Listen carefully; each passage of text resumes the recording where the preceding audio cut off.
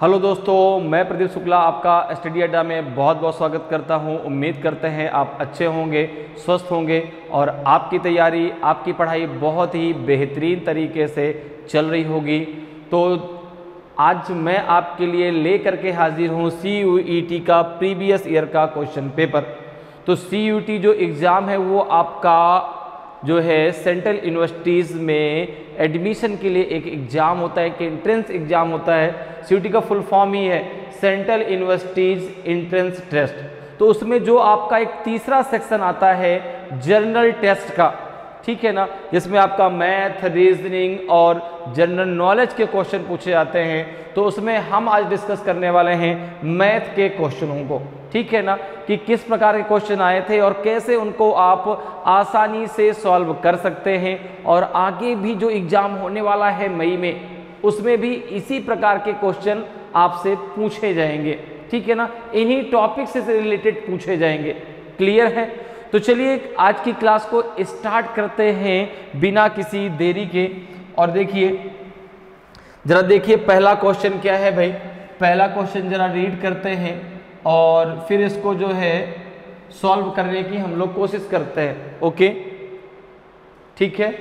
Question देखिए, कह रहा है कि P and Q each working alone can do a work in 10 days and 15 days respectively. They started the work together but Q left after some time and P finished the remaining work in 5 days. After how many days from the start did Q leave? P और Q प्रत्येक अकेले कार्य करते हुए एक कार्य को क्रमशः 10 दिन और 15 दिन में पूरा कर सकते हैं। उन्होंने एक साथ कार्य शुरू किया लेकिन Q कुछ समय बाद चला गया और P ने शेष कार्य को 5 दिनों में समाप्त कर दिया। तो प्रारंभ से कितने दिनों के बाद Q चला गया बताइए? 3 डेज, 6 डेज, 2 डेज की 4 डेज। तो ये जो क्वेश्चन आपसे पूछा गया है टाइम एंड वर्क से क्वेश्चन पूछा गया है। किससे? टाइम एंड वर्क से। तो अब देखिए, टाइम एंड वर्क की जब बात होती है तो यहाँ पर आपको पता है कि भाई किसी भी कार्य को करने में जो समय लगता है वो इफिशियंसी के अकॉर्डिंग लगता है, ठीक है ना। जैसे मैं हूँ और मेरा मित्र कोई एक काम कर रहे हैं, तो भाई हम जो काम करेंगे उसमें जो टाइम लगेगा हमारी इफिशियंसी के अकॉर्डिंग लगेगा। अगर मेरी इफिशियंसी ज़्यादा है तो मुझे उस काम को करने में कम समय लगेगा। अगर मेरी इफिशियंसी मेरे मित्र के अकॉर्डिंग कम है तो मुझको ज़्यादा समय लगेगा। तो किसी काम को करने में जो भी समय लगता है वो क्षमता के अकॉर्डिंग लगता है, इफिशियंसी के अकॉर्डिंग लगता है। अब जैसे यहाँ पे देखो, कह रहा है कि दो मित्र हैं, एक P है और एक Q है। दो मित्र हैं, ठीक है ना, P और Q। एक मित्र है P और एक मित्र है Q, ठीक है।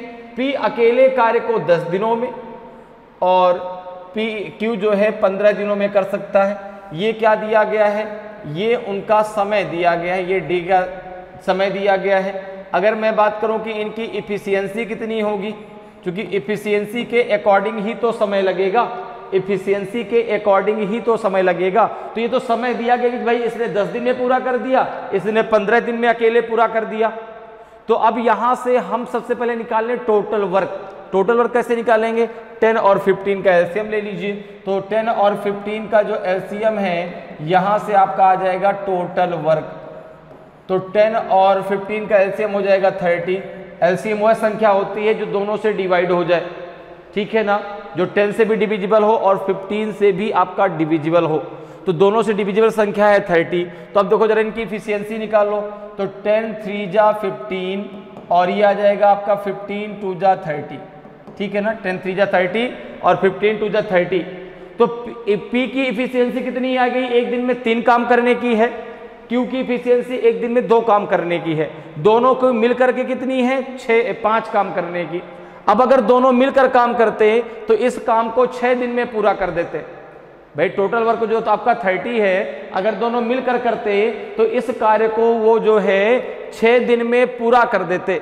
लेकिन वो कह रहा है कि कुछ समय बाद Q चला गया और P ने अकेले इस कार्य को 5 दिन में फिनिश किया। तो अगर एक चीज यहां पर समझो, अगर Q छोड़कर ना जाता तो हम इसको ऐसे मान लेते, Q अगर छोड़कर ना जाता, भाई Q तो चला गया, क्यू अगर छोड़कर ना जाता तो क्यू 5 दिनों में कितना काम कर लेता, जरा देखिए।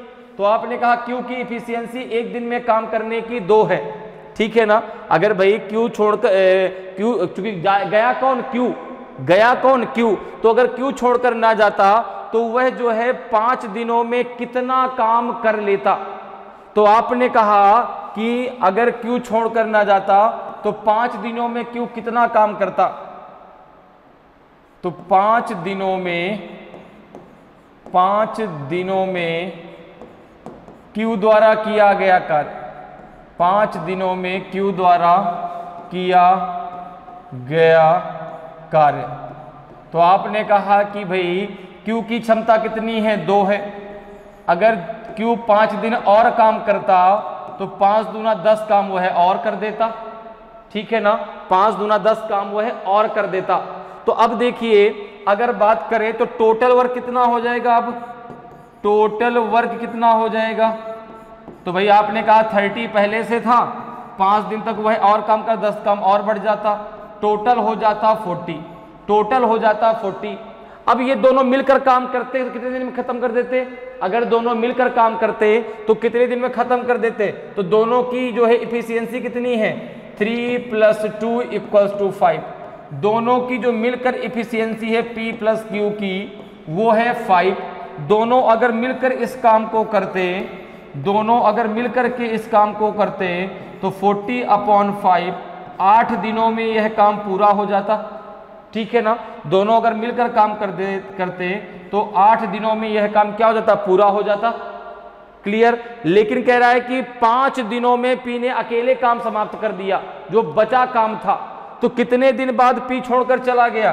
तो आपने कहा कि 8 - 5 3 डेज, कितना आ जाएगा 3।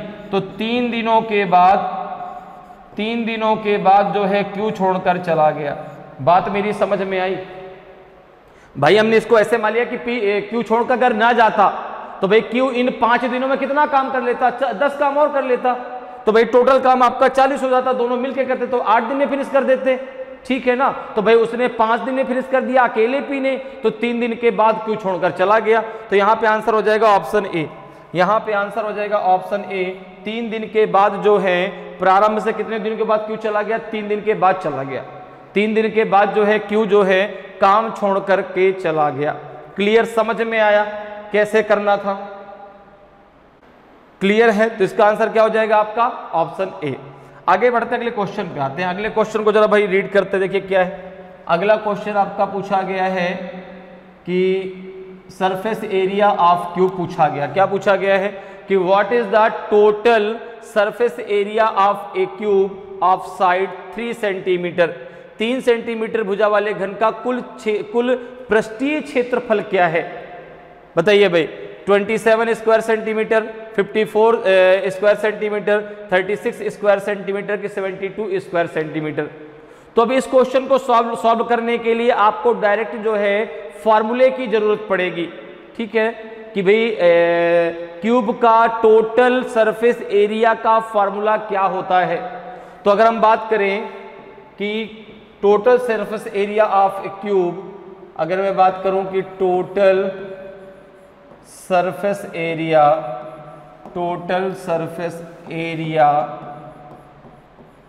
ऑफ ए क्यूब, तो इसका फॉर्मूला होता है आपका 6 इंटू साइड स्क्वायर, ठीक है। अब जैसे साइड क्या दी गई है यहाँ पे, तो साइड दी गई है आपकी 3 सेंटीमीटर, साइड आपकी दी गई है 3 सेंटीमीटर, ठीक है। साइड कितनी दी गई है, तो आपने कहा साइड दी गई है 3 सेंटीमीटर, ठीक है।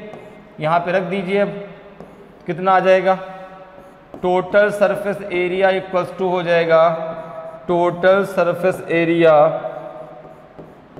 इक्वल्स टू हो जाएगा आपका 6 इंटू 3 का स्क्वायर, तो 6 इंटू 9 हो जाएगा, 9 6 जा 54 आ जाएगा।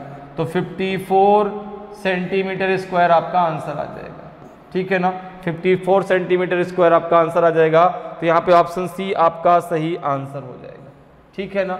तो surface area of A cube क्या होता है आपका, तो 6 इंटू साइड का स्क्वायर, क्या होता है 6 इंटू साइड का स्क्वायर।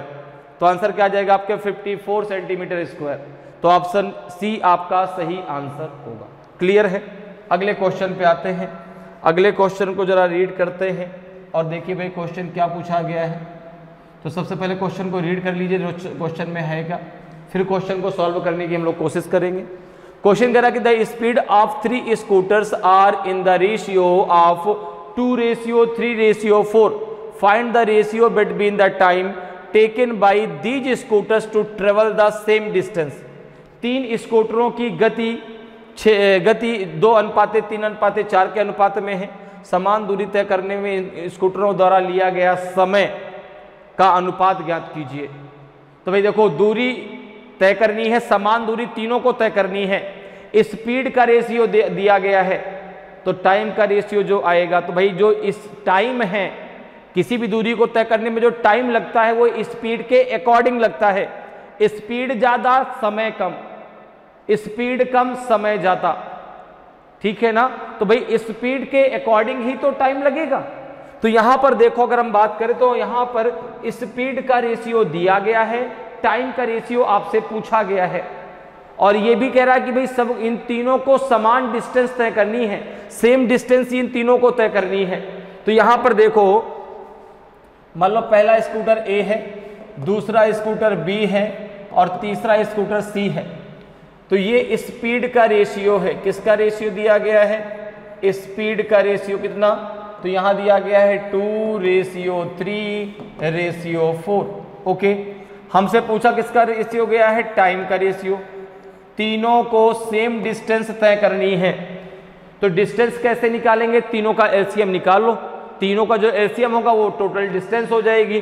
तो 2, 3, 4 का जो एलसीएम है वो कितना हो जाएगा आपका 12। तो यहाँ पे टोटल डिस्टेंस की अगर हम बात करें तो वो आ जाएगी 12, ठीक है ना। ये हो जाएगी आपकी टोटल डिस्टेंस, ये हो जाएगी आपकी टोटल डिस्टेंस हो जाएगी, क्या हो जाएगी, टोटल डिस्टेंस। क्लियर है। तो टोटल डिस्टेंस हो गई आपकी 12 कैसे हम निकाला, 2, 3 और 4 का हमने एलसीएम ले लिया। तो अब जरा देखिए इसको जरा इससे भाग दीजिए, कितना आ जाएगा, 2 6 जा 12, 3 4 जा 12, 4 3 जा 12। 2 की स्पीड है 6 घंटे लगेंगे, 3 की स्पीड है 4 घंटे लगेंगे, 4 की स्पीड है 3 घंटे लगेंगे।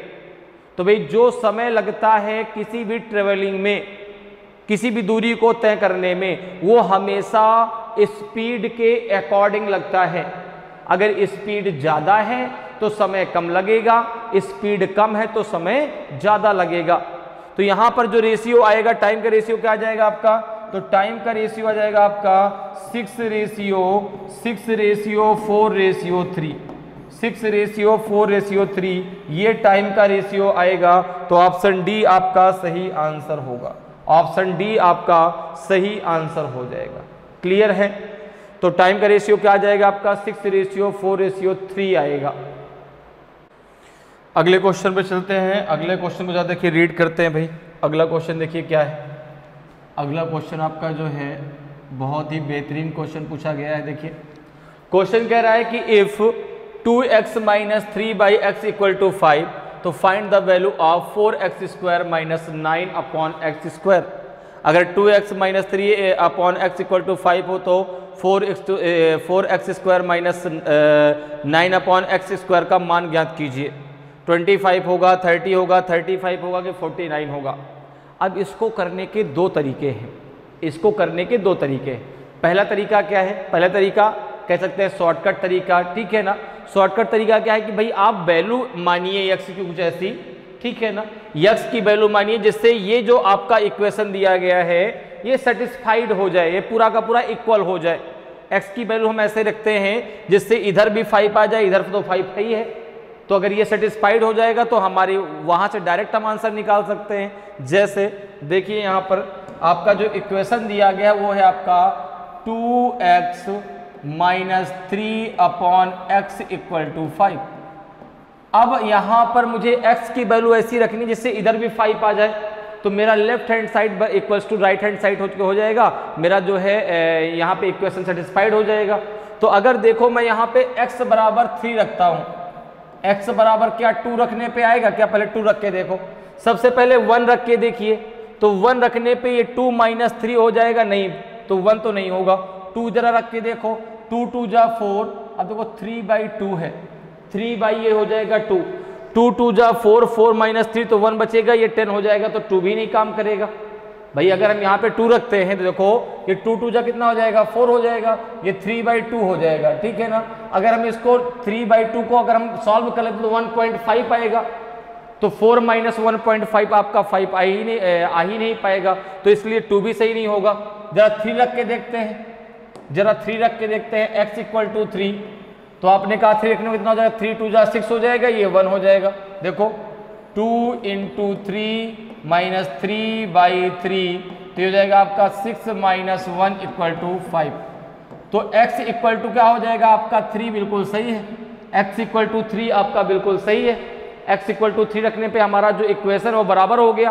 तो अब जरा यहाँ पर भी x इक्वल टू 3 रख दीजिए, कितना आ जाएगा? तो आपने कहा दिया गया है 4x², ये दिया गया है -9/x², तो ये हो जाएगा आपका 4x बराबर 3 रखने कितना हो जाएगा 4 × हो जाएगा 9 माइनस 9 हो जाएगा 9, कितना हो जाएगा 36 माइनस 1, आंसर आ जाएगा 35। एक तरीका तो ये है, एक तरीका तो ये है जो शॉर्टकट तरीका है, ठीक है ना। इसे हम क्या कह सकते हैं, शॉर्टकट तरीका, बिल्कुल शॉर्टकट मेथड है, जहां पे आपने एक वैल्यू मान ली और आपका इक्वेशन सेटिस्फाइड हो गया और आपका आंसर आ गया। दूसरा तरीका क्या है, जरा उसको भी समझ लीजिए। दूसरा तरीका क्या है? दूसरा तरीका जो है पूरा का पूरा इसको सॉल्व करने का, ठीक है ना। जो डिटेल सोल्यूशन है वो क्या है आपका, देखिए, तो 2x minus 3/x equal to 5 दिया गया है, ठीक है ना। तो हम कहने क्या किया कि 2x माइनस 3/x और इसका हमने कर दिया दोनों तरफ का whole of square equal to हो जाएगा आपका 5 का होल ऑफ स्क्वायर, ठीक है।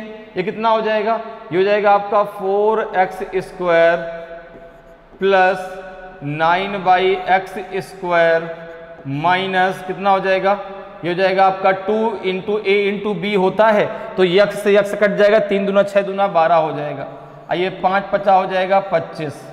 अब देखो ये कितना हो जाएगा आपका 4x² प्लस 9/x², ये उधर जाएगा तो हो जाएगा 37, कितना हो जाएगा 25 + 12 हो जाएगा 37। क्लियर। अब देखो अगर इसको जो है मैं a + b का होल ऑफ स्क्वायर बनाता हूँ, देखो ये 2x प्लस 3/x का होल ऑफ स्क्वायर, तो यहाँ पे मुझे माइनस क्या करना पड़ेगा, माइनस करना पड़ेगा 2 × ab करना पड़ेगा भाई। x प्लस a + b का होल ऑफ स्क्वायर क्या होगा, a² plus b² plus 2ab। तो अगर उसमें मैं माइनस का 2ab कर दूं तो मुझे यही जाएगा ना जो ऊपर इक्वेशन लिखा हुआ है। अगर मैं उसमें माइनस का 2ab अपनी तरफ से कर दूं तो मुझे यही इक्वेशन मिल जाएगा जो यहाँ पे लिखा हुआ है। तो मैंने यहाँ पे कर दिया माइनस का 2ab, अब माइनस का 2ab मतलब हो गया देखो 2 × a कितना है आपका 2x, b कितना है 3/x, ये इक्वल्स टू हो जाएगा 37 के। तो यहाँ पे कितना हो जाएगा, यहाँ पे जो है ये हो जाएगा आपका 2x प्लस 3/x का होल ऑफ स्क्वायर माइनस हो जाएगा कितना आपका, ये हो जाएगा 12 इक्वल्स टू हो जाएगा 37 के। अब जरा देखो यहाँ पे जरा इसको सॉल्व कर लो तो कितना हो जाएगा, ये हो जाएगा आपका 2x प्लस कितना हो जाएगा ये 3/x इक्वल्स टू हो जाएगा आपका रूट में 49, कितना हो जाएगा रूट में 49। देखो इसका जब स्क्वायर हटेगा ये जब उधर जाएगा तो कितना हो जाएगा 37 प्लस 12 हो जाएगा 49, तो 49 रूट में चला जाएगा, तो ये हो जाएगा आपका 2x plus 3/x equal to 49, तो ये आ जाएगा आपका 2x plus 3/x equal to आ जाएगा 7, ठीक है। अब देखो एक आपको दिया गया है 2x minus 3x equal to 5 और एक निकल के आया आपका 2x plus 3x equal to 7। इन दोनों को जरा मल्टीप्लाई कर लो, ठीक है ना। अगर आप ये मान के चलो कि ये इक्वेशन नंबर सेकंड है और इसको फर्स्ट मान लो कि 2x minus 3/x equal to 5, ये इक्वेशन नंबर फर्स्ट था, ये इक्वेशन नंबर फर्स्ट था। तो multiplied by first and second, दोनों को जरा मल्टीप्लाई कर लो, कितना हो जाएगा? तो 2x माइनस 3/x को मल्टीप्लाई कर दो आप 2x प्लस 3/x से, तो ये हो जाएगा आपका 7 × 5 ही तो हो जाएगा। ठीक है, तो देखो जब इसको मल्टीप्लाई करो कितना आ जाएगा आपका? ये हो जाएगा 4x², एक ये प्लस का आएगा एक माइनस का आएगा, कट जाएगा, तो ये हो जाएगा आपका 4x² और ये हो जाएगा माइनस का 9/x² इक्वल्स टू हो जाएगा आपका 35। कितना हो जाएगा? 35। और इसी की वैल्यू तो आपको निकालनी थी, इसी की वैल्यू तो आपको निकालनी थी भाई। जब इसको आप सॉल्व करोगे तो पहले 2x का मल्टीप्लाई करोगे तो 4x², ये प्लस का आएगा, फिर जब इसका इसमें करोगे तो एक माइनस का आएगा, तो ये वैल्यू कट जाएगी, इसका इसमें करोगे तो माइनस का 9/x² हो जाएगा, तो 4x² माइनस 9/x² कितना आ जाएगा? 35 आ जाएगा। क्लियर है? तो ये पूरा डिटेल सोल्यूशन है। आप इसको इस प्रकार से जो है एक वैल्यू मान करके, एक जो है x का मान करके भी सॉल्व कर सकते हैं, आप पूरा डिटेल सोल्यूशन भी लगा सकते हैं। क्लियर है? दोनों चीजें आपको समझ में आ गई कि पूरा का पूरा डिटेल सोल्यूशन कैसे सॉल्व करने का है और शॉर्टकट तरीका क्या है इसको सॉल्व करने का। तो आप तो एग्जाम में शॉर्टकट तरीके को ही अपनाइए, वैल्यू रख दीजिए, जल्दी आपका आंसर आ जाएगा। क्लियर है? तो इसका आंसर कितना हो जाएगा? इसका आंसर हो जाएगा आपका 35, इसका आंसर हो जाएगा आपका 35। तो ऑप्शन सी आपका सही आंसर होगा। क्लियर? चलो आगे बढ़ते हैं, अगले क्वेश्चन पर चलते हैं भाई। अगले क्वेश्चन को रीड करते हैं और फिर देखते हैं भाई सॉल्यूशन क्या होगा उसका। देखिए क्वेश्चन को जरा रीड करिए भाई। क्वेश्चन कह रहा है कि a person crosses a 600 metre long street in 5 minutes, what is his speed in kilometre per hour. एक व्यक्ति 600 मीटर लंबी सड़क को 5 मिनट में पार करता है, तो किलोमीटर प्रति घंटे में उसकी गति क्या है बताइए। 3.6 किलोमीटर पर आवर है, 7.2 किलोमीटर पर आवर है कि 8.2 किलोमीटर पर आवर है कि 10 किलोमीटर पर आवर है। कौन सा आपका सही आंसर होगा भाई इन तीनों में? तीनों नहीं, चारों में कितनी स्पीड निकल के आएगी? तो स्पीड बराबर होता है डिस्टेंस अपॉन टाइम, तो डिस्टेंस बराबर होता है स्पीड इनटू टाइम, अर्थात हम कह सकते हैं शॉर्टकट में कि S = D/T। S से स्पीड, D से डिस्टेंस, T से टाइम। ठीक है ना? तो आपको पता है कि स्पीड बराबर क्या होता है? स्पीड बराबर होता है आपका distance upon time, distance upon time. Distance बराबर क्या हो जाएगा? Speed into time. कह रहा है कि 600 मीटर लंबी सड़क को एक व्यक्ति 5 मिनट में पार कर जाता है, तो सड़क तो भाई स्थिर है, चलायमान कौन है? व्यक्ति। ठीक है ना? चलायमान कौन है? व्यक्ति है। तो कह रहा है कि भाई एक सड़क है इस प्रकार से, ठीक है, सड़क कितनी लंबी है? 600 मीटर की ये सड़क है, एक व्यक्ति इस पर चल रहा है, ठीक है ना, और वह इसको कितने मिनट में, वह इसको जो है कितने समय में पार कर जाता है? 5 मिनट में इसको पार कर जाता है। तो आपने कहा कि यहाँ पर जो है डिस्टेंस कितनी दी गई है? डिस्टेंस कितनी दी गई है? तो डिस्टेंस दी गई है आपकी 600 मीटर, ठीक है ना। टाइम कितना दिया गया है? टाइम दिया गया है 5 मिनट। तो आप एक काम करिए, इस मिनट को कन्वर्ट कर दीजिए सेकंड में। तो यहाँ पर देखो स्पीड बराबर क्या हो जाएगा? स्पीड इक्वल्स टू हो जाएगा आपका डिस्टेंस अपॉन टाइम, तो 600 अपॉन टाइम 5। अब इसको सेकंड में कन्वर्ट कर दो तो 60 हो जाएगा, क्योंकि जो दूरी है वो मीटर में दी गई है, तो समय को सेकंड में कन्वर्ट कर लीजिए तो जो आपकी स्पीड है मीटर पर सेकंड में आ जाएगी। तो बाद में उसको हम जो किलोमीटर पर आवर में चेंज कर लेंगे। अब तो कितना हो जाएगा? 60 1 जा 60 हो जाएगा, 5 2 जा 10 हो जाएगा। स्पीड आ जाएगी आपकी 2 मीटर पर सेकेंड, 2 मीटर पर सेकंड आ जाएगी। अब इसको कन्वर्ट कर लो आप किलोमीटर पर आवर में, तो 2 × हो जाएगा 18/5, तो ये हो जाएगा आपका 36/5। तो 5 7 जा 35, बचेगा 1, डेसिमल लगाया, 0 बढ़ाया, 5 2 जा 10, 10.2 किलोमीटर पर आवर। क्या स्पीड आ जाएगी? 10.2 kilometre per our. Option B आपका सही आंसर हो जाएगा। क्लियर है?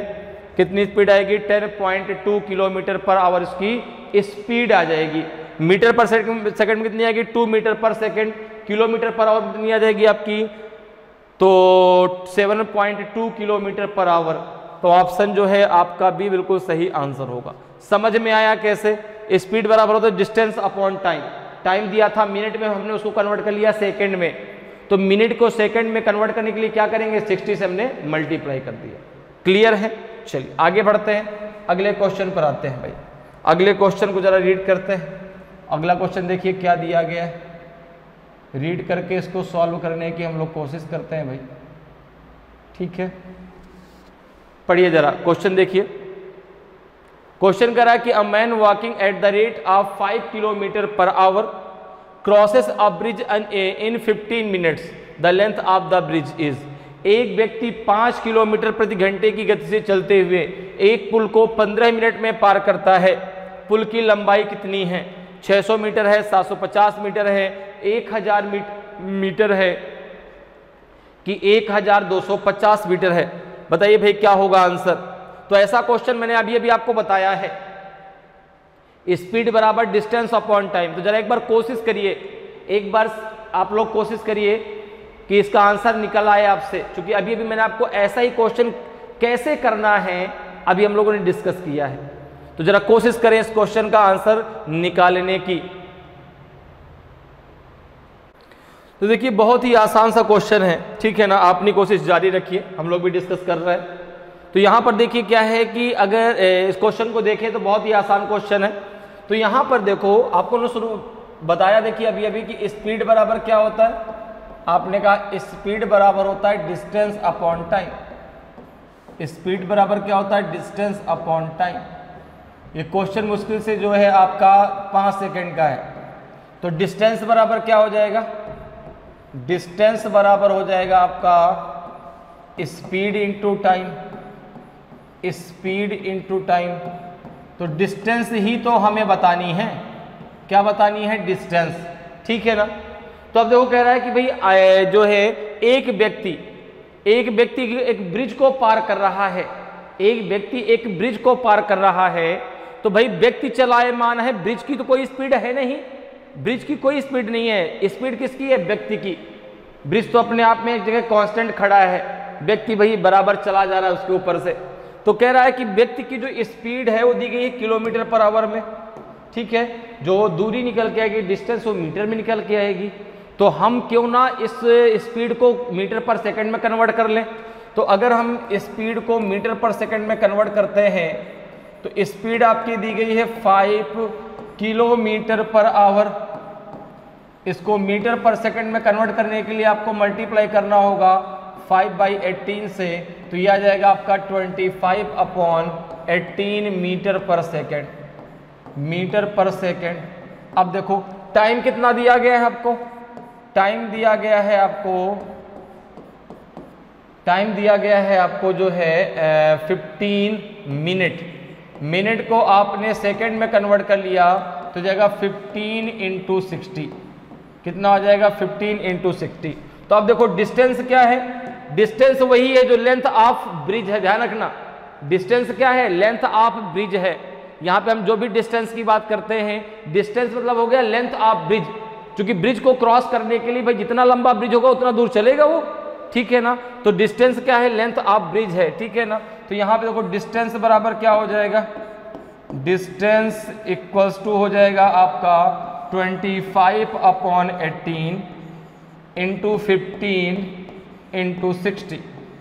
अब देखो 6 से इसको कट कर दो।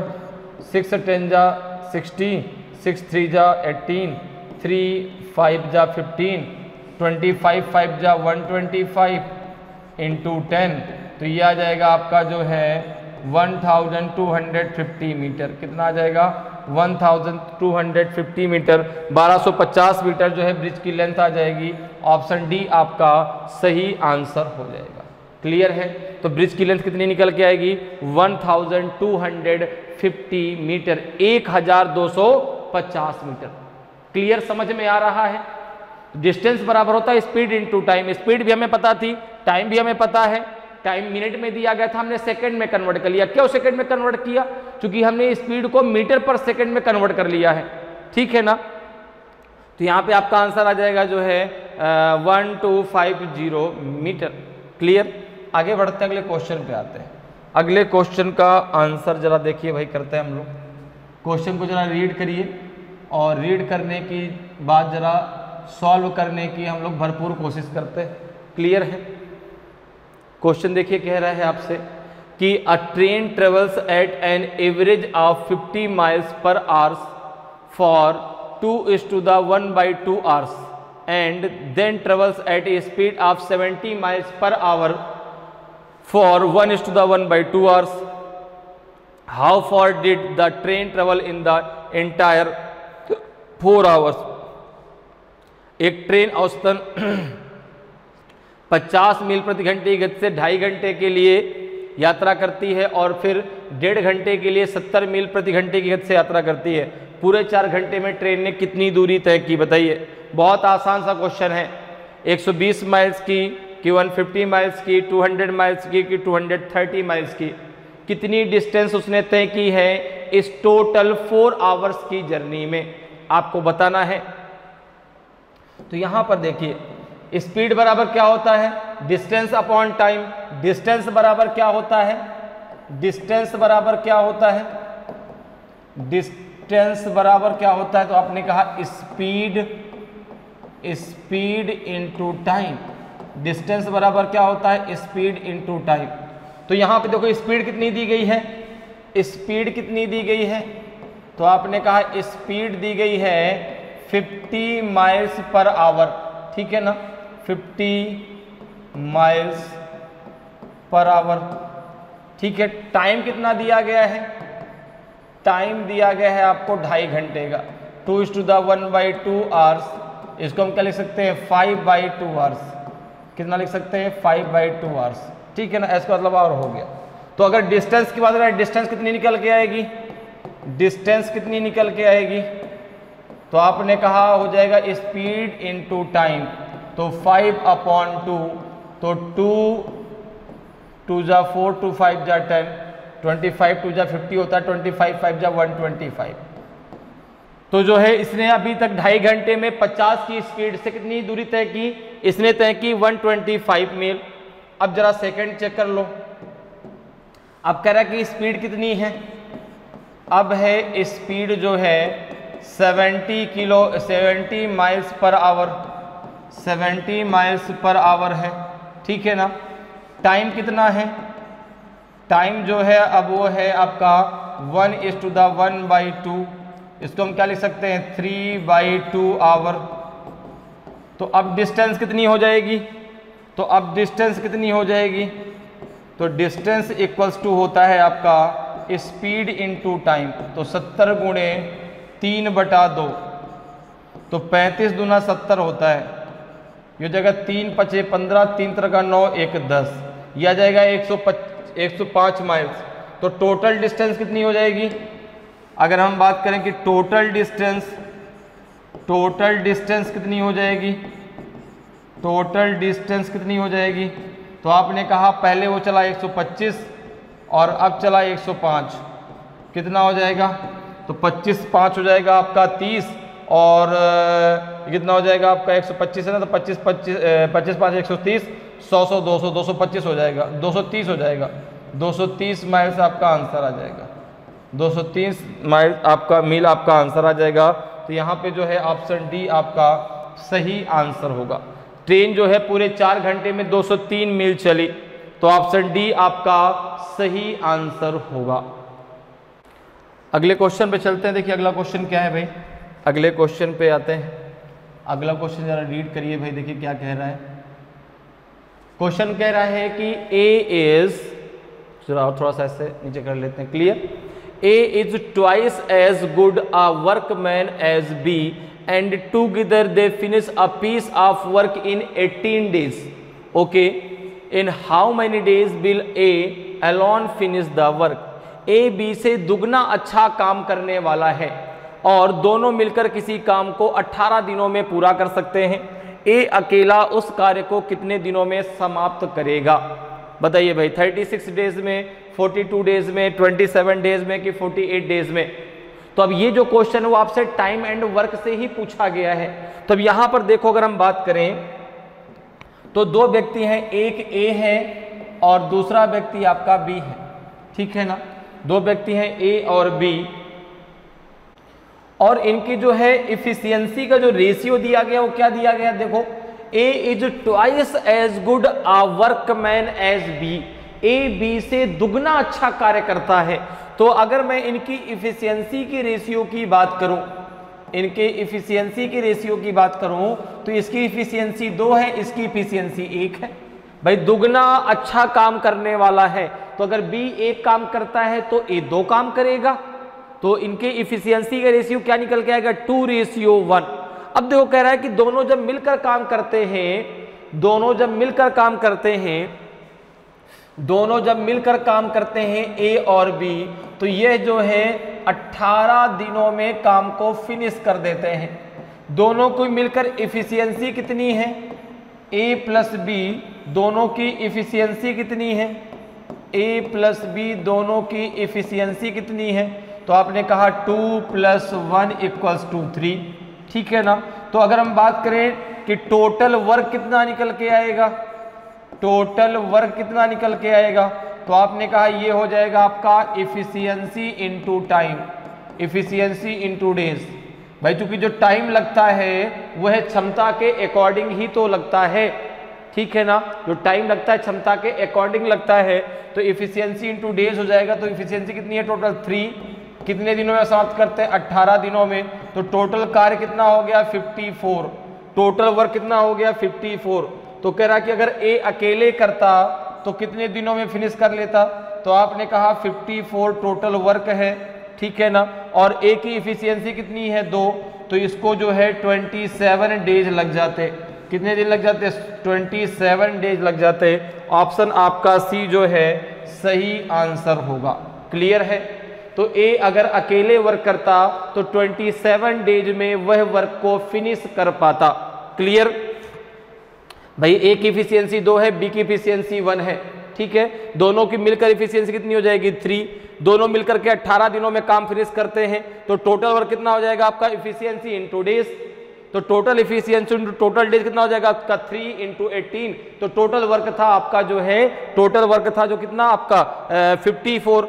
अब 54 वर्क अगर ए अकेले करता तो ए की इफिशियंसी 2 वर्क करने की है एक दिन में, तो उसको 27 दिन लग जाते। अगर बी करता तो उसको 54 डेज लग जाते, क्योंकि बी की इफिशियंसी 1 है आपकी एक दिन में काम करने की। तो बी को पूरा 54 डेज लगते, लेकिन ए को 27 डेज लगेंगे, क्योंकि ए की इफिशियंसी एक दिन में 2 कार्य करने की है। तो ऑप्शन सी आपका सही आंसर होगा। क्लियर? नेक्स्ट क्वेश्चन पे चलते हैं। नेक्स्ट क्वेश्चन जरा पढ़िए भाई, क्या कह रहा है। नेक्स्ट क्वेश्चन जरा पढ़ते हैं भाई। देखिए नेक्स्ट क्वेश्चन आपका दिया गया है कि A does a work in 10 days and B does the same work in 15 days. In how many days they together will do the same work? A किसी काम को 10 दिनों में करता है और B उसी काम को 15 दिनों में करता है। वे मिलकर उसी कार्य को कितने दिनों में करेंगे? 5 days, 6 days, 8 days and 9 days। तो आपने कहा ये भी बहुत सिंपल सा क्वेश्चन है। देखिए यहाँ पे दिया गया है A एंड B, 2 लोग हैं, ठीक है ना। डेज की पहले आपको रेशियो दिया गया है कि ए जो है किसी काम को 10 दिनों में और बी जो है उसी काम को 15 दिनों में पूरा करता है। अगर मैं बात करूं कि टोटल वर्क कितना आएगा, टोटल वर्क की अगर बात करें तो आपका 10 और 15 का जो एलसीएम है वो 30 होगा, ठीक है ना। टोटल वर्क कैसे निकालेंगे? तो 10 और 15 का हम एलसीएम ले लेंगे, तो 10 और 15 का एलसीएम हो जाएगा आपका 30। तो टोटल वर्क कितना हो जाएगा? 30। तो अब जरा इनकी इफिशियंसी का रेशियो निकाल लो, इनकी क्षमता का रेशियो निकाल लो। तो आपने कहा 10 3 जा हो जाएगा 30, 15 2 जा हो जाएगा 30। तो ए और बी की टोटल इफिशियंसी कितनी हो जाएगी? आपने कहा 3 + 2 = हो जाएगा आपका 5। अब अगर दोनों मिलकर साथ काम करते तो कितने दिनों में समाप्त कर देते? तो दोनों की मिलकर के इफिशियंसी कितनी है? 5। अगर दोनों मिलकर काम करते हैं अगर दोनों मिलकर काम करते हैं तो टोटल काम है 30, दोनों की मिल की इफिशियंसी है 5, टाइम कितना लग जाता है आपका 6 डेज, टाइम कितना लग जाता है 6 डेज, 6 दिनों में दोनों मिलकर इस कार्य को खत्म कर देते। तो ऑप्शन बी आपका सही आंसर होगा, दोनों मिलकर के जो है इस कार्य को 6 दिनों में समाप्त कर देंगे। क्लियर, समझ में आया भाई? टोटल वर्क है 30, ए की इफिशियंसी कितनी है आपकी 3 और बी की इफिशियंसी है 2, तो दोनों की मिलके है 5 और टोटल काम है 30, दोनों अगर मिलकर कर दे तो 6 दिनों में टोटल वर्क को ये फिनिश कर देंगे। क्लियर है? चलिए नेक्स्ट क्वेश्चन पे चलते हैं। नेक्स्ट क्वेश्चन को जरा रीड करिए भाई। नेक्स्ट क्वेश्चन देखिए क्या कह रहा है। नेक्स्ट क्वेश्चन भी आपसे टाइम एंड वर्क से ही पूछा गया है, तो जरा इसको पढ़ते देखिए क्वेश्चन में क्या है। क्वेश्चन को जरा एक बार रीड करिए पहले। क्वेश्चन कह रहा है कि a man can do a job in 15 days, his father takes 20 days and his son finishes it in 25 days. तो how long will they take to complete the job if they all work together. एक आदमी किसी काम को 15 दिनों में कर सकता है। उसके पिता को 20 दिन लगते हैं और उसका पुत्र उसे 25 दिनों में पूरा करता है। यदि वे सभी एक साथ कार्य करें तो वे कार्य को पूरा करने में कितना समय लेंगे? Less than 6 days, exactly 6 days, approximately 6.4 days या मोर देन 10 डेज। बताइए भाई क्या होगा आंसर? तो यहां पर देखिए, अभी मैंने आपको ऐसा क्वेश्चन करना बताया कैसे आपको करना है, तो आप भी जरा कोशिश करें कि इसका आंसर क्या निकल के आएगा। लेस देन 6 डेज निकल के आएगा कि एग्जैक्टली 6 डेज निकल के आएगा कि अप्रॉक्सीमेटली 6.4 डेज निकल के आएगा कि मोर देन 10 डेज निकल के आएगा। तो अब देखो यहाँ पे क्या है, 3 लोग हैं, मैन एक आदमी है, उसके पिता हैं फादर और उसका पुत्र है सन। ठीक है, एक आदमी जो है 15 दिनों में काम कर सकता है, उसका पिता 20 दिनों में और उसका जो पुत्र है वो 25 दिनों में कर सकता है। तो ये तो डेज का रेशियो दिया गया है, ये हो गया आपका डेज का रेशियो। तो अब जरा इनकी इफिशियंसी का रेशियो निकालो भाई, तीनों की इफिशियंसी का रेशियो। तो तीनों की इफिशियंसी कैसे निकालेंगे? तो सबसे पहले हम टोटल वर्क निकालेंगे। सबसे पहले क्या निकालेंगे? तो आपने कहा टोटल वर्क। टोटल वर्क कितना है? तो तीनों का एलसीएम निकाल लो। तो अगर आपको डायरेक्ट एलसीएम ना निकले तो आप इस प्रकार से निकाल सकते हैं 15, 20, 25 फैक्टर मेथड से। 5 से कर दो, 5 3 जा 15, 5 4 जा 20, 5 5 जा 15, फिर से 5 से कर दो तो 3 4 आ जाएगा, 3 आएगा, लास्ट में 4 आएगा, 4 3 जा 12 हो जाएगा और ये हो जाएगा आपका 5, तो 12 5 जा 60 हो जाएगा, 60 इंटू 5 आपका 300 हो जाएगा। कितना हो जाएगा? 300। तो 300 इनका एलसीएम आ जाएगा, तो टोटल वर्क कितना हो जाएगा आपका 300। तो अगर कभी आपको डायरेक्ट एलसीएम ना निकले तो आप उसको फैक्टर मेथड से भी निकाल कर जो है बता सकते हैं। क्लियर है? तो अब देखो टोटल वर्क कितना हो गया आपका 300 हो गया। अब अगर मैं इफिशियंसी की बात करूं तो मैन की इफिशियंसी कितनी निकल के आएगी? आपने कहा 20, 15 2 जा 30 होता है, 20 यहाँ पे 15 निकल के आएगा, यहाँ पे आपका 25 1 जा 25, 25 2 जा 50 हो जाएगा, 12 निकल के आएगा। अब देखो तीनों मिल करके इस वर्क को कितने दिन में समाप्त कर देंगे? तो कह रहा है कि मैन प्लस उसके पिता फादर प्लस सन, तीनों को मिलकर के इफिशियंसी कितनी आ जाएगी? 20 प्लस 15 प्लस 12, तो आपने कहा ये हो जाएगी 47। कितनी हो जाएगी? 47। तो तीनों मिलकर इस काम को कितने दिन में फिनिश कर देंगे? मैन प्लस फादर प्लस सन, तो आपने कहा टोटल वर्क है 300, तीनों की मिलकर इफिशियंसी है 47। 300 में 47 का जरा भाग दे दो, जरा भाग भाई, 47 से डिवाइड करो 300 को, कितना आ जाएगा? तो 6 चौको 24, 4 7 28 ज़्यादा हो जाएगा, 6 बार ले लो, 6 7 42, 4 आया और 6 चौको 24, 4 28, 10 में से 2 गया 8, 9 में से 8 गया 1, डेसिमल लगाया 0 बढ़ाया, तो 4 चौको 16, तो 4 सत्ते 28 और 4 चौको 16 2 18 ज़्यादा हो जाएगा, 3 बार ले लो तो जाएगा 3 7 जा 21 2 3 4 जा 12 2 हो जाएगा 14, 10 में से 1 गया 9 और 7 में से 4 गया 3, फिर 0 बढ़ा गया 4 8 32, तो ये आ जाएगा लगभग 6.4 डेज। ये आंसर आपका सी आएगा। जब आप इसमें से भाग देंगे कितना आ जाएगा आपका, ये 6.4 अप्रॉक्सीमेटली आएगा लगभग, तो अप्रॉक्सीमेट 6.4 डेज आपका सही आंसर होगा। लगभग 6.4 दिन लग जाएंगे, ठीक है ना। तो ऑप्शन सी आपका सही आंसर हो जाएगा। क्लियर है, समझ में आया। ये डेज का रेशियो दिया गया था, टोटल वर्क हमने निकाल लिया, उनका एलसीएम निकाल के, फिर वहां से हमें इफिशियंसी का रेशियो मिल गया। टोटल इफिशियंसी हो गई 47, टोटल वर्क है 300, तो यहाँ पे जो आंसर आ जाएगा आपका आ जाएगा अप्रॉक्सीमेट 6.4 डेज, लगभग 6.4 दिन। अगले क्वेश्चन पे आते हैं भाई। अगले क्वेश्चन को जरा रीड करिए भाई, क्या दिया गया देखिए। अगला क्वेश्चन जरा पढ़ें, अगला क्वेश्चन जरा पढ़ें। क्वेश्चन कह रहा है कि a man goes down stream at x kilometre per hour and up stream at y kilometre per hour, the speed of the boat in still water is. एक व्यक्ति धारा के अनुकूल x किलोमीटर प्रति घंटे की गति से और धारा के प्रतिकूल y किलोमीटर प्रति घंटे की गति से जाता है, तो स्थिर जल में नाव की गति है, बताइए। 0.5x plus Y, 0.5x minus Y, x plus Y, चौथे में x माइनस वाई। तो बहुत सिंपल सा क्वेश्चन है ये बोट एंड स्ट्रीम से आपसे क्वेश्चन पूछा गया है। तो देखिए, एक बोट है जो एक धारा में इस प्रकार से जा रही है, ये तो धारा है, ठीक है ना, और ये एक बोट है जो कि इस पे चली जा रही है, ठीक है। बोट की स्पीड क्या है, v मान लीजिए, धारा की स्पीड u। तो अगर मैं बात करूं कि डाउन स्ट्रीम में स्पीड क्या होगी, डाउन स्ट्रीम में बोट की स्पीड क्या होगी, तो आपने कहा b प्लस यू हो जाएगी, ठीक है ना। और अप स्ट्रीम में बोट की स्पीड क्या होगी, अप स्ट्रीम में बोट की स्पीड क्या होगी, तो आपने कहा ये हो जाएगा v माइनस यू, जहां v जो है u से ज़्यादा होगा।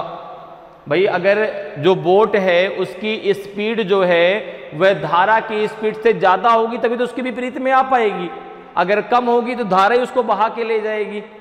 तो यहाँ पर जो है v ग्रेटर देन u होगा, ये हमेशा ध्यान रखना, क्योंकि भाई जब v ज़्यादा होगा तभी उसके विरुद्ध में आ पाएगा, कम हो जाएगी उसकी स्पीड तो धारा ही उसको बहा के ले जाएगी। तो धारा के अनुकूल बोट की स्पीड क्या हो जाएगी, b प्लस यू। भाई जिधर धारा जा रही है उधर ही बोट जा रही है, तो उसको डिस्टेंस तय करने में कम समय लगेगा, क्योंकि धारा की स्पीड भी है प्लस बोट की स्पीड दोनों मिल गई। जब विरुद्ध आएगी तो भाई जो बोट की स्पीड है वो धारा की स्पीड से ज़्यादा होगी और उसको जो है समय ज़्यादा लगेगा, क्योंकि उसको जो है भाई उसकी स्पीड तो ज़्यादा है लेकिन फिर भी उसकी स्पीड के विरुद्ध उसको आना है। तो अब यहाँ पर देखो, अप स्ट्रीम में स्पीड क्या हो जाएगी, b minus you, down stream में b प्लस यू। अब देखिए यहाँ पर दिया गया है आपको, यहाँ पर आपने मान लिया a equals to b plus U और b इक्वल्स टू आपने मान लिया b माइनस यू। तो यहाँ पर आपको दिया गया है, यहाँ पे आपको दिया गया है b प्लस यू की वैल्यू दी गई है x किलोमीटर पर आवर, धारा के अनुकूल उसकी स्पीड है x किलोमीटर पर आवर और धारा के विरुद्ध उसकी स्पीड है y kilometre per our. v minus you दिया गया है y किलोमीटर पर आवर। तो यहाँ पे अगर देखें तो a इक्वल्स टू हो जाएगा आपका x किलोमीटर पर आवर और b इक्वल्स टू हो जाएगा आपका y kilometre per our. Clear. अब जरा देखें तो अगर बात करें कि speed of boat, speed of boat in still water, speed of boat in still water शांत जल में नाव की चाल, तो ये होता है आपका a+b/2, ठीक है ना। शांत जल में अगर पूछी जाती है धारा की चाल, ठीक है ना, speed of stream in still water, तो a-b/2। अगर पूछा जाता है कि जो है speed of boat in still water, तो आपका जो है फॉर्मूला होता है a+b/2। तो यहाँ पे हो जाएगा आपका जो है x+y/2। अब देखो यहाँ पे आप इसको लिख सकते हैं 1/2 इंटू एक्स प्लस वाई।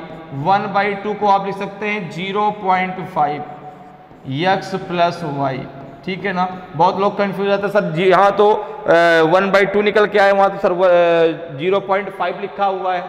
भाई यहाँ तो 1/2 निकल के आता है, यहाँ पे 0.5, तो 1/2 का मतलब ही 0.5 होता है। वो तो केवल आपको घुमाने के लिए कि आप कंफ्यूज हो जाए। बहुत लोग तो आंसर को लगाएंगे ही नहीं, सर यहाँ तो ऑप्शन में ही नहीं था। तो केवल आपको घुमाने के लिए, आपको कंफ्यूज करने के लिए ऐसे ऑप्शन दिए जाते हैं। तो यहाँ पे आंसर क्या हो जाएगा, ऑप्शन ए आपका सही आंसर होगा, 0.5 into X plus Y. Option A आपका सही आंसर होगा। क्लियर। नेक्स्ट क्वेश्चन पे आते हैं भाई। नेक्स्ट क्वेश्चन का आंसर जरा बताएं। नेक्स्ट क्वेश्चन का आंसर बताइए भाई क्या होगा।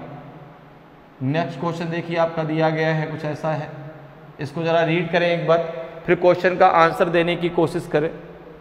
देखिए क्वेश्चन है आपका कि by walking at 3/4 of his usual speed a man reach office 20 minutes later than usual, his usual time is.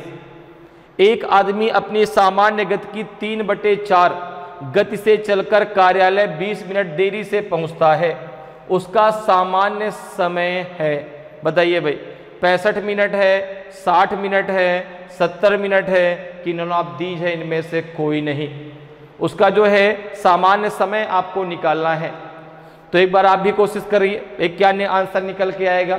अगर किसी से बन जाता है तो बहुत अच्छी बात है, नहीं बनेगा तो फिर हम लोग डिस्कस कर ही रहे हैं। लेकिन एक बार आप कोशिश जरूर करिए। देखिए क्वेश्चन बने ना बने, लेकिन एक बार आपको कोशिश करना है, ठीक है ना। क्योंकि आपको भी मैथ तो आप पढ़ के आ ही रहे हैं ना, ठीक है ना। तो थोड़ा ये तो जर्नल मैथ है, जर्नल मैथ ही उसमें पूछी जाएगी, ठीक है। जो अरिथमेटिक्स में आती है जर्नल मैथ, वही आपसे वहां पर पूछे जाना है, ठीक है ना। कुछ आपके जो है आपका कह सकते हैं कि थोड़ा बहुत एडवांस मैथ से 1-2 क्वेश्चन आएंगे, ठीक है ना। लेकिन जो आपके बाकी क्वेश्चन हैं, ज़्यादातर क्वेश्चन वो आपके अरिथमेटिक से ही आपके पूछे जाने हैं। तो बताइए भाई जरा कोशिश करें इस क्वेश्चन को एक बार लगाने की। तो देखिए इस क्वेश्चन को कैसे आप सॉल्व करेंगे, ठीक है। तो यहाँ पर देखो हमें बताना है कि भाई उसका सही समय क्या था, उसका सामान्य समय क्या है, ठीक है ना। हमने मान लिया कि let the usual time is, let the usual time is x minute, ठीक है ना। x मिनट मान लिया। अब देखो अगर हमने यहाँ पे मान लिया उसका यूजुअल टाइम x मिनट है, ठीक है। इसे मान लो x मिनट, ठीक है। और हमने स्पीड मान ली उसकी, कुछ मान लो स्पीड हमने मान ली कि जो है देन स्पीड उसकी जो है हमने मान लिया कि उसको यूजुअल टाइम x मिनट लग रहा है, देन स्पीड हमने उसकी मान ली 1 किलोमीटर पर आवर, ठीक है। अब देखो क्या कह रहा है। अच्छा आपको फार्मूला पता है डिस्टेंस बराबर क्या होता है, आपको फार्मूला पता ही है, डिस्टेंस इक्वल्स टू क्या होता है। तो आपने कहा speed into time, speed into time, ठीक है। तो एक आदमी अपनी सामान्य गति की 3/4 गति से चलकर कार्यालय 20 मिनट देरी से पहुंचता है। तो देखो यहां पर जो है दिया गया है, अब हमने यूजुअल टाइम कितना माना है, उसका x माना है, ठीक है ना। तो जब यहां पे क्या हो जाएगा आपका x, स्पीड आपने कितनी मानी है 1, तो इनटू हो जाएगा 1 इक्वल्स टू कितना हो जाएगा 3/4, ये उसकी क्या है स्पीड है, ठीक है ना। और टाइम कितना लग रहा है उसको, इनटू यही हो जाएगा आपका x प्लस 20, 20 मिनट वह लेट हो जा रहा है। तो जो x उसका यूजुअल टाइम था उससे वह 20 मिनट क्या हो गया, लेट हो गया, ठीक है ना। तो ये टाइम है, ये स्पीड है। अब देखो कितना हो जाएगा, ये हो जाएगा 4, भाई इधर ये मल्टीप्लाई करोगे तो चाहे इस प्रकार से लिख लो इसको, x इक्वल्स टू हो जाएगा आपका 3/4 इंटू एक्स प्लस 20। अब देखो 4 का मल्टीप्लाई इधर कर लो तो जाएगा 4x इक्वल्स टू 3 का मल्टीप्लाई अंदर कर दो 3x प्लस हो जाएगा 60। तो ये हो जाएगा आपका 4x minus 3x equals to हो जाएगा 60। तो x इक्वल्स टू आ जाएगा जो है आपका कितना 60। तो आपका जो है x कितना आ गया 60 मिनट। तो कितना यूजुअल टाइम उसका क्या है 60 मिनट या कहते हैं 1 आवर। तो ऑप्शन बी आपका सही आंसर हो जाएगा। क्लियर है। तो ये जो है कितना आ जाएगा आपका 60 मिनट्स आ जाएगा। ऑप्शन बी आपका सही आंसर हो जाएगा। क्लियर। आगे बढ़ते हैं, अगले क्वेश्चन पर आते हैं। अगले क्वेश्चन का जरा आंसर बताएं भाई क्या होगा। अगले क्वेश्चन का जरा आंसर बताएं भाई। क्वेश्चन को पहले रीड करिए और फिर उसका जो है आंसर निकालने की कोशिश करिए। पहले रीड कर लीजिए क्वेश्चन को सही से, ठीक है ना। किसी भी क्वेश्चन को पहले समझना बहुत ज़रूरी है। जब क्वेश्चन समझ जाएंगे तो आप आसानी से उसको सॉल्व कर पाएंगे। इसलिए पहले क्वेश्चन को रीड करिए। क्वेश्चन देखिए कह रहा है कि if a is 20% more than b and b is 30% less than c, then by what percentage c is greater than a. यदि ए बी से 20% अधिक है और बी सी से 30% कम है तो सी ए से कितने प्रतिशत अधिक है बताइए। बहुत बढ़िया क्वेश्चन है। तो ये क्वेश्चन आपका परसेंटेज से पूछा गया है। 23% अधिक है कि 15% अधिक है कि 10% अधिक है कि 19% अधिक है। तो देखिए यहां पर जो है अगर हम बात करें परसेंटेज की, ठीक है ना। ये क्वेश्चन किस टॉपिक से पूछा गया, परसेंटेज से, ठीक है ना।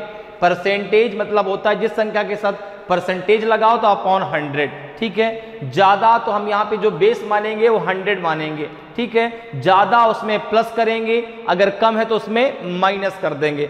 अब जैसे यहाँ पे कह रहा है 3 है, एक ए है, एक बी है और एक तीसरा है आपका सी। अब कहा गया कि जो बी है, बी इज 30% लेस देन सी। अगर मैंने सी की वैल्यू 100 मान ली तो बी की वैल्यू आपकी कितनी आ जाएगी 70 आ जाएगी, ठीक है ना। बी सी की वैल्यू अगर मैंने कितनी मान ली 100 मान ली, 100 मान ली, तो जो बी की वैल्यू कितनी आ जाएगी आपकी 70। क्योंकि जो बी है वह सी से 30% कम है। तो सी अगर 100 है तो 100 का 30% कितना हो जाएगा 30 हो जाएगा। तो 100 माइनस 30 आपका हो जाएगा कितना 70। अब कह रहा है कि जो ए है वह बी से 20% अधिक है। जो ए है वह बी से 20% अधिक है। तो एक चीज बताइए कि 70 का 20% होता कितना है। 70 का 20% मतलब अपॉन 100, 0 से 0 दोनों कैंसिल हो जाएगा। 70 का 20% हो जाएगा आपका 14। कितना हो जाएगा 14। तो अब जरा 70 में 14 जोड़ दो, कितना हो जाएगा। तो ये हो जाएगा आपका 84। कितना हो जाएगा 84। तो अगर बी की वैल्यू 70 है तो ए की वैल्यू है 84। क्लियर, बात मेरी समझ में आई। हमने यहां पर मान लिया कि सी की वैल्यू है 100 तो बी उससे 30% कम है तो बी की वैल्यू आ जाएगी कितनी 70। और ए उससे 20% ज्यादा है तो बी की वैल्यू ए की वैल्यू कितनी आ जाएगी 70 का 20% निकालो 14 आ जाएगा। 14 70 में ऐड कर दो, आ जाएगा आपका 84। अब देखो क्या कह रहा है कि c then by what percent c is greater than a. तो अगर हम बात करें तो यहां पर जो है तो सी जो है कितना ज्यादा है किससे ए से। तो अगर यहां पर देखें परसेंटेज की बात करें सबसे पहले तो ये हो जाएगा आपका सी माइनस ए अपॉन ए। क्योंकि ए से ही तो ज्यादा है तो आपने कहा कि भाई सी की वैल्यू कितनी है तो ये हो जाएगा आपका 100 माइनस 84 अपॉन है आपका जो है 84। तो सी कितना ज्यादा है तो आपने कहा 16 ज्यादा है किससे ए से। ए की वैल्यू कितनी है 84 इंटू आप 100 कर दो, ठीक है। किससे काट दें 2 से काट दें तो 4 से काट दो ना। 4 चौको 16, 4 दूना 8, 4 एकम 4। ये हो जाएगा आपका 400 अपॉन 21। 400 अपॉन 21 जरा 21 का भाग दे दीजिए 400 में। 21 का जरा भाग दीजिए 400 में भाई। तो अगर भाग देंगे 21 का 400 में कितना आ जाएगा जरा देखो 400। तो 2 2 जा 4 ज़्यादा हो जाएगा, 1 टाइम जाएगा। 21 हो जाएगा, 10 में से 1 गया 9, 3 में से 2 गया 1, 0 नीचे आ गया, 2 9 18 कर दो, 9 1 कम 9, 9 दूना 18, कितना बचेगा 1 बचेगा, तो लगभग 19% आ जाएगा, लगभग 19% आ जाएगा, 19%, ठीक है ना। तो ये लगभग में वैल्यू आ जाएगी 19%, लगभग 19% आएगा। क्लियर है, समझ में आया। तो सी ए से कितना ज़्यादा है, तो आपने कहा कि सी की वैल्यू 100 है, परसेंटेज जब निकालेंगे तो सी माइनस ए अपॉन ए, क्योंकि किससे ज़्यादा है सी ए से, तो अपॉन में ए ही तो आएगा, भाई ए से ही तो हमें कंपेयर करना है। तो सी 16 ज़्यादा है ए से, तो 16 अपॉन कितना हो जाएगा 84, तो ये आ जाएगा अप्रॉक्सीमेट 90%, लगभग 19% आएगा। तो ऑप्शन डी आपका सही आंसर होगा, ऑप्शन डी आपका सही आंसर होगा। क्लियर, चलिए आगे बढ़ते हैं, नेक्स्ट क्वेश्चन में आते हैं। भाई नेक्स्ट क्वेश्चन को जरा रीड करें। नेक्स्ट क्वेश्चन देखिए क्या कह रहे हैं, नेक्स्ट क्वेश्चन को जरा रीड करते हैं। देखिए क्वेश्चन कह रहा है कि a solution of 60 litre of acid and water contains 65% acid, how much water must be added to get a solution of 52% acid. 60 litre acid और पानी के घोल में 65% एसिड है, तो 52% अम्ल का घोल प्राप्त करने के लिए कितना पानी मिलाया जाना चाहिए। 20 लीटर, 18 लीटर, 15 लीटर की 12 लीटर। तो जरा देखें, सबसे पहले जो है एसिड और पानी वाटर का जो रेशियो दिया गया है, एसिड और वाटर का जो रेशियो कितना है, आपने कहा यहाँ भाई 65% अगर आपका पानी है, एसिड है, तो 35% आपका क्या होगा, वाटर होगा। ठीक है, अब जरा इसको कट कर लो, किससे भाई, अपॉन 100, तो 100 से 100 दोनों तरफ कट जाएगा, तो ये हो जाएगा आपका 65, ये हो जाएगा रेशियो 35, ये कितना आ जाएगा, तो 5 से काट दो, 13 5 65, 5 7 35, तो ये आ जाएगा आपका 13:5।